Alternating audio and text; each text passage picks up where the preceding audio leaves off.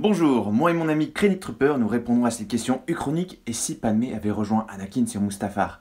Débutons avec notre cher Krennic Trooper. C'est 3PO, traduction?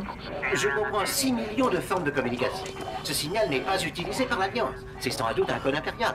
C'est bien moi. Bref, commençons avec cette histoire uchronique qui va se dérouler sur plusieurs épisodes dans les mois à venir. Avant de débuter, nous tenons à préciser que cette histoire est entièrement basée sur notre imagination. Tout d'abord, remettons les choses dans leur contexte. La guerre prend fin après l'exécution de l'ordre 66, l'heure d'en finir avec les séparatistes arriva, et Dark Sidious envoya son nouvel apprenti Dark Vador, alias Anakin Skywalker, pour en finir avec les confédérés séparatistes. Une fois la mission accomplie, Anakin remarque sur son écran de contrôle l'arrivée d'un vaisseau. C'était celui de Padmé Amidala, dans l'atmosphère de la planète Mustafar.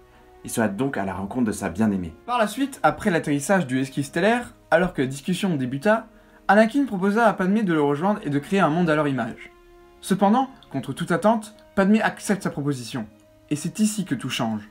Toutefois, l'arrivée d'Obi-Wan l'a surpris, l'interrogeant sur le fait qu'il l'ait suivi. Anakin, également surpris, en colère envers les Jedi, demanda à sa femme de s'éloigner, afin de débuter un duel sanglant. Alors que le combat débuta, Padmé accompagné de 3PO se réfugie dans le vaisseau, prêt à quitter la planète. Les deux anciens amis commencèrent alors un duel acharné entre la lave et le feu. Dark Vador, rempli de haine, parvient à maintenir le maître Jedi. Le duel est plus qu'équitable. Sur Coruscant, un combat de titans eut lieu entre le grand maître de l'ordre Jedi et le puissant Dark Sidious, le seigneur Sith, réussissant alors à mettre en mal le Jedi qui n'eut le choix de fuir devant son échec.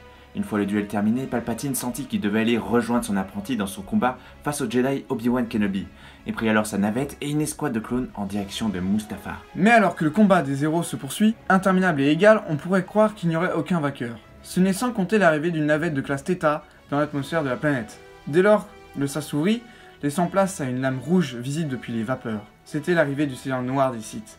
Arme à la main, entouré de clones de sécurité de Coruscant, devant l'arrivée de Palpatine et de ses troupes, Obi-Wan n'eut pas le choix de fuir face à leur nombre, où il se trouverait dans une situation d'infériorité numérique, s'il continuait de combattre.